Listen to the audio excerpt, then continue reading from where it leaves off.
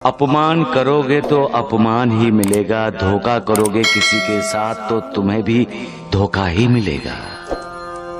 कौन रोएगा और कौन हंसेगा ये इंसान के कर्म तय करते हैं, इंसान नहीं। कर्म अच्छे होंगे तो वो हंसता है, मुस्कुराता है, खुश रहता है और दूसरों को भी खुश करने की कोशिश करता है। लेकिन जिस इंसान के कर्म बुरे होंगे वो हमेशा क्रोध में रहेगा, दूसरों से ईर्ष्या करेगा, नफरत करेगा।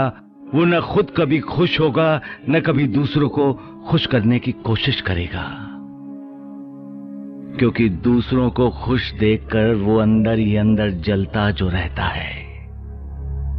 इसलिए दूसरों को रुलाने की कोशिश करोगे तो खुद भी रोगे, क्योंकि यही तो उसका दस्तूर